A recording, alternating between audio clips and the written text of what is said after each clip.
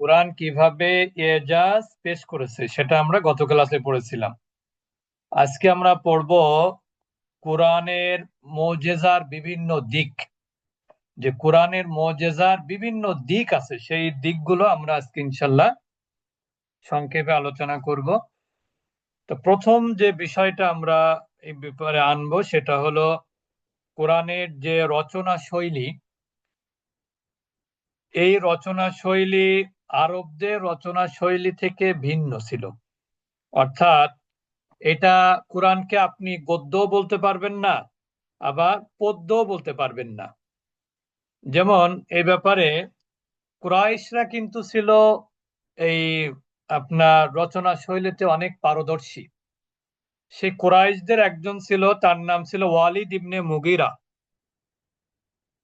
তিনি এই কোরআনের রচনা শৈলীর ব্যাপারে তিনি মেনে নিয়েছেন এবং কোরআনের রচনা শৈলীটাকে সর্বাগ্রে স্থান দিয়েছেন। কিন্তু তিনিও অনেক বড় ধরনের আপনি একজন কাব্য শাস্ত্রবিদ ছিলেন এবং অলংকার শাস্ত্রবিদ ছিলেন, ভাষাবিদ ছিলেন। তিনি কোরআনের শ্রেষ্ঠত্বকে তিনি ঘোষণা দিয়েছেন যে কোরআনই শ্রেষ্ঠ। রচনা শৈলীর বিবেচনায় কোরআন হলো সর্বশ্রেষ্ঠ গ্রন্থ। আরেকটা যে দিক সেটা হলো যে আল কোরআনের যে শব্দ চয়ন, আল কোরআনের যে ভাষা অলংকার, আল কোরআন শব্দ চয়নে এমন অভূতপূর্ব রীতি গ্রহণ করেছে যা মানবীয় শক্তি সামর্থ্যের বাহিরে। অর্থাৎ এই যে কোরআনের যে শব্দ চয়ন, মানুষের পক্ষে এই ধরনের শব্দ চয়ন কোনোভাবেই সম্ভব নয়। যেমন কোরআন মাজিদে এমন কিছু শব্দ আছে যেগুলো শুধু বহুবচন হিসেবেই কোরআনে ব্যবহৃত হয়েছে, যে শব্দগুলোর কোনো এক বচন নাই। যেমন আপনারা কোরআন পড়তে গিয়ে একটা শব্দ প্রায় পড়েন, উলুল আলবাব। এই যে আলবাব শব্দটা, এটার কিন্তু কোনো এক বচন কোরআনে ব্যবহার হয়নি। যত জায়গায় শব্দটা আসছে সব জায়গাতে আলবাব আসছে। বুঝতে পেরেছেন? আলবাব শব্দটা কিন্তু বহু বচন। আর এই আলবাবের আলবাবের সমার্থক শব্দ নিয়ে আসছেন আল্লাহ সুবহানাহু ওয়া তাআলা। আলবাব যেহেতু বহু বচন, তা যেখানে এক বচন শব্দ ব্যবহার করতে হবে সেইখানে আল্লাহ তাআলা আলবাব শব্দ আনেননি। সেখানে আলবাব এই শব্দের সমর্থক শব্দ, সেটা হলো কল্ব। আমরা যে বলি অন্তর, তা সেখানে আল্লাহ তাআলা কল্ব শব্দটা ব্যবহার করেছেন। তাহলে দেখেন ভাষা অলংকার বা শব্দ চয়নের রীতি কি, যে আলবাব শব্দটা বহু বচন, কিন্তু এর এক বচন যখন ব্যবহার করতে হবে কোথাও, তখন আল্লাহ তাআলা আলবাবের এক বচন ব্যবহার করেননি, বরং তিনি আলবাবের এক বচন হিসাবে কলবন শব্দ ব্যবহার করেছেন। অথচ এটা সমার্থক শব্দ, একই শব্দ না। এছাড়াও আল কাওয়াকিব কোরআনে আছে, কিন্তু আল আরজা এই শব্দ দুইটা কোরআন মাজিদে অনেক আসছে, কোথাও এক বচন রূপে আসেনি। কিন্তু এগুলো কোথাও এক বচন রূপে এই শব্দগুলোর আসেনি। কাওয়াকিব কোরআনে আছে, কিন্তু কিন্তু এর এক বচন কি কোরআনে কোথাও আসেনি। আল আরজা উ, আর যা ইহা আছে না কোরআনে, এটার কিন্তু এক বচন ব্যবহার করা হয়নি কোরআনের কোথাও। ঠিক একইভাবে আপনার আল আরদা আমরা পড়ি না, যে খলাকাস সামাওয়াতি ওয়াল আরদা। তো এখানে আল আরদা শব্দটা কোরআনে কিন্তু সব জায়গায় এক বচন ব্যবহার করা হয়েছে, কোথাও আল আরদা শব্দের বহু বচন কোরআনে আসেনি। অথচ সামাওয়াতি এই শব্দটা কিন্তু বহু বচন। আর আর একই পাশাপাশি আল আরদা শব্দটা নিয়ে আসা হয়েছে কিন্তু এক বচন। আল আরদার বহু বচন শব্দ কিন্তু কোরআনে আসেনি। এটা কোরআনের একটা মুজিজা। কোরআনের মুজিজার মধ্যে আরো যে মুজিজা গুলো আছে, যে আল কোরআনে বর্ণিত যে বিষয় রয়েছে সে বিষয়ের মধ্যে কোনো প্রকার বৈপরীত্য নাই। অর্থাৎ কোরআন মাজিদে আল্লাহ তাআলা অসংখ্য বিষয়ের অবতারণা করেছেন। এ সকল বিষয়ের বর্ণনা বিভিন্ন স্থানে এসেছে কোরআনের।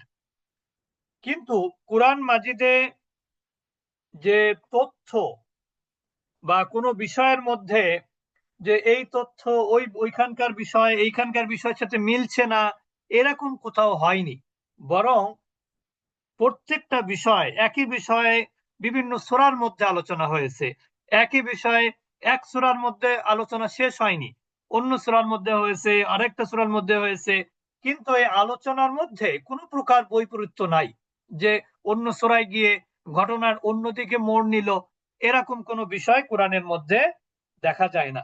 এই জন্য আল্লাহ সুবহানাহু ওয়া তাআলা কোরআনের মধ্যে বলেছেন যে ওয়ালাউ কানা মিন ইনদি গায়রিল্লাহি লাওয়াজাদু ফীহি ইখতিলাফান কাসীরা, যদি কোরআনে আল্লাহ ছাড়া অন্য কারোর পক্ষ থেকে রচিত হতো কোরআন, তবে তাতে বহু প্রকার বৈপরীত্য দেখা দিত। এটা আল্লাহ তাআলা নিজেই বলছেন। যেহেতু কাফের মুশরিকরা বলতো যে কোরআন মুহাম্মাদের রচিত গ্রন্থ, এই জন্য আল্লাহ তাআলা তাদের এই কথার জবাবে আল্লাহ তাআলা বলছেন যে যদি কোরআন আল্লাহ ছাড়া অন্য কারোর পক্ষ থেকে রচিত হতো, তাহলে কোরআনের মধ্যে কি হতো? বৈপরীত্য দেখা দিত।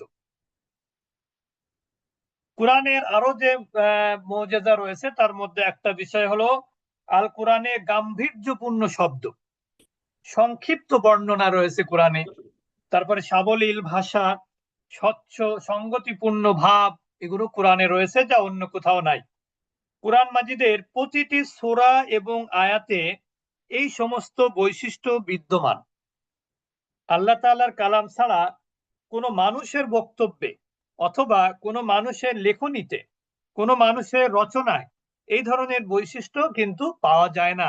কোরআনের মধ্যে যে বৈশিষ্ট্যগুলো রয়েছে, যেমন আমরা যদি খেয়াল করি সূরা আল কাউসার, তা আমরা এখানে একটা বিষয় স্পষ্ট হবে যে সূরা কাউসারের আয়াত সংখ্যা মাত্র 3টি। এর প্রতিটা শব্দের গাম্ভীর্যতার সাথে সাথে আপনি দেখবেন দুটি বিষয়ের প্রতি এখানে আলোকপাত করা হয়েছে। একটা হচ্ছে আখিরাত, বুঝতে পেরেছেন? আখিরাতের বিষয় বলা হয়েছে, এবং এখানে কিন্তু আরেকটা বিষয় যেটা বলা হয় সেটা হলো সূরা আসরের মধ্যে দুইটা বিষয় হচ্ছে, একটা ব্যক্তিগত আর একটা কি সামাজিক। ব্যক্তিগত দায়িত্বর কথা বলা হয়েছে যে কি ব্যক্তিগত দায়িত্ব হচ্ছে আপনার ঈমান আনা, তারপরে কি ওয়ামিলুস সলিহাত, সৎকর্ম করা। আর সামাজিক দায়িত্বের কথা কি বলা হয়েছে? তাওয়াসাউ বিল হক তাওয়াসাউ বিস সবর, অর্থাৎ অপরকে ওসিয়াত ভালো। করতে হবে, উপদেশ দিতে হবে।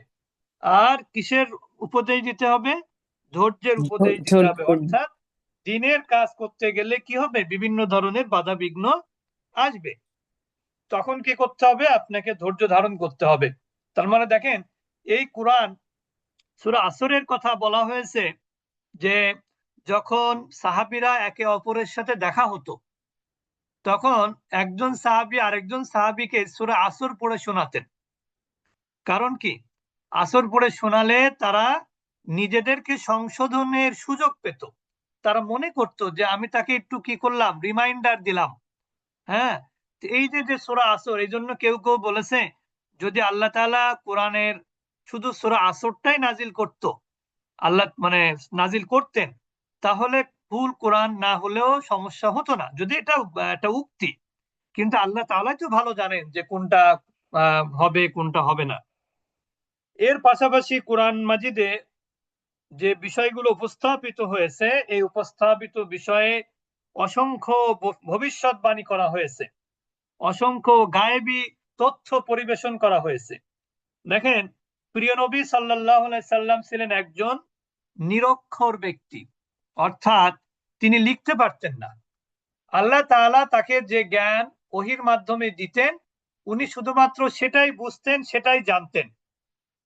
এর বাহিরে উনি কিছু বলার চেষ্টাও করতেন না, বলতেও পারতেন না। অথচ কোরআন মাজিদ দেখেন, পূর্ববর্তী বহু নবী রাসূল এবং বিভিন্ন জাতির ঘটনা, বিভিন্ন জাতির ইতিহাস এই কোরআনের মধ্যে কিন্তু একেবারে বিশুদ্ধভাবে বর্ণিত হয়েছে। এসবই কোরআনের এজাজকে কিন্তু আমার প্রমাণ করে যে আসলে কোরআন একটা মুজিজা। যেমন আরো প্রমাণিত হবে, যেমন আপনারা জানেন যে হযরত মারিয়াম আলাইহিস সালামের লালন পালনের ঘটনা কোরআনের মধ্যে আছে। হযরত নূহ আলাইহিস সালামের মহাপ্লাবনের ইতিহাস এটাও কোরআনের মধ্যে আছে। কিন্তু এই সব ঘটনার ব্যাপারে কোনো ঐতিহাসিক, কোনো মানে জ্ঞানী কোনো কথাই কিন্তু বলতে পারিনি যে এই ঘটনার মধ্যে একটু ভুল আছে, নাউজুবিল্লাহ। মানে কেউ বলতে পারিনি যে মারিয়াম আলাইহিস সালামের ঘটনার মধ্যে এই কথাটা বাদ পড়ে গেছে, অথবা নূহ আলাইহিস সালামের ঘটনার মধ্যে এই ঘটনাটা বাদ পড়ে গেছে, বা হুদ আলাইহিস সালাম, এরকম নবীদের যে ঘটনাগুলো রয়েছে, এই ঘটনাগুলো কিন্তু যখন ঘটেছিল তখন তো আল্লাহ রসুলের দুনিয়ায় আগমন হয়নি। তা কোরআনের মধ্যে এই ঘটনাগুলো কি একেবারে নির্ভুল ভাবে সঠিক ভাবে উপস্থাপিত হয়েছে। এই জন্য কোরআনটা কিন্তু একটা মুজিজা, যার আপনার মোকাবেলায় অন্য কোনো ঘটনা, অন্য কোনো গ্রন্থ আমরা পাই না। কোরআন মাজিদ, এই কোরআন মাজিদে বৈজ্ঞানিক তথ্য নির্ভুল ভাবে উপস্থাপিত হয়েছে। কোরআন মাজিদে বৈজ্ঞানিক যে তথ্য সেগুলো নির্ভুল ভাবে উপস্থাপিত হয়েছে। কোনো বিজ্ঞানী বলতে পারেনি যে কোরআনের এই বিষয়টা আমরা আহ মানে প্রমাণ করতে কোরআনের এই বিষয়টা ভুল, এরকম কোনো বিষয় কোনো বিজ্ঞানী বলতে পারিনি।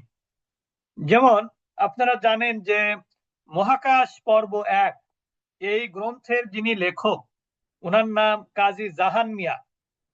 তার বইয়ের নাম হচ্ছে the Al Quran the challenge. এই বইয়ের মধ্যে তিনি বলেছেন যে কোরআনে প্রায় 750 আয়াতের মধ্যে বিজ্ঞান সম্পর্কিত তথ্য রয়েছে। 750 আয়াতের মধ্যে বিজ্ঞান সম্পর্কিত তথ্য রয়েছে, এটা বলেছেন কে? কাজী জাহান মিয়া, যিনি আল কোরআন দ্য চ্যালেঞ্জ এই গ্রন্থের লেখক। আপনারা হয়তো মরিস বুকাইলির কথা শুনেছেন, ডক্টর মরিস বুকাইলি। আপনারা জানেন যে মরিস বুকাইলি কিন্তু তার টার্গেট ছিল হচ্ছে কি কোরআনের ভুল ধরা, এবং সে কিন্তু কোরআনের ভুল ধরার জন্য আরবি ভাষা শিখেছিল। কারণ আপনি যেটা পড়বেন সেটা যদি আপনি ভালোভাবে নিজে নিজে পড়তে না পারেন, তাহলে আপনি কি সঠিকভাবে আপনি মানুষের সামনে বক্তব্য উপস্থাপন করতে পারবেন? পারবেন না। এই জন্য মরিস বুকাইলি কিন্তু, আপনারা হয়তো ঘটনা জানেন যে উনি চাকরি করতেন, সেই চাকরি থেকে ছুটি যখন পাওয়া যায়, মানে তিনি সেখান থেকে ছুটি নিয়ে তিনি এই আরবি ভাষা শিক্ষা গ্রহণের জন্য গিয়েছেন। উদ্দেশ্য ছিল কোরআনকে ভুল প্রমাণিত করা অথবা কোরআনের সাথে চ্যালেঞ্জ করা। কিন্তু উনি কোরআনের সাথে তো চ্যালেঞ্জ করা দূরে থাক, বরং তিনি কোরআনের সকল বিষয়কে তিনি মেনে নিয়েছেন, এবং তিনি বলেছেন যে বিভিন্ন বৈজ্ঞানিক তথ্য, কোরআন হচ্ছে বিভিন্ন বৈজ্ঞানিক তথ্য এবং তথ্য সম্বলিত অনেক আয়াত রয়েছে, এটা তিনি বলেছেন। তো সুতরাং এছাড়াও অনেক অনেক বিষয় রয়েছে যে বিষয় কোরআনের মুজিজার প্রমাণ বহন করে। কোরআন যে মানুষকে অক্ষম করেছে অনুরূপ কোরআন রচনায়, কোরআন যে একটি আয়াত রচনায় মানুষকে অক্ষম করেছে, কোরআন যে একটি অনুরূপ কোরআন রচনায় অক্ষম করেছে, এসব বিষয় কিন্তু আমরা স্বীকার করি এবং মেনে নেই। তা এইভাবে কোরআন তার মুজিজা বা তার এজাজ বা তার মুজিজা সমূহ এভাবে কোরআন উপস্থাপন করেছেন। আমরা আমাদের সময় আর মাত্র 2 মিনিট বাকি আছে, আমরা আমাদের তাজবিদের ক্লাসের সময়টা আমরা ঠিক রাখবো। ওই জন্য আজকের ক্লাসটা দীর্ঘ করলাম না। উলুমুল কোরআনের ক্লাস এখানে শেষ।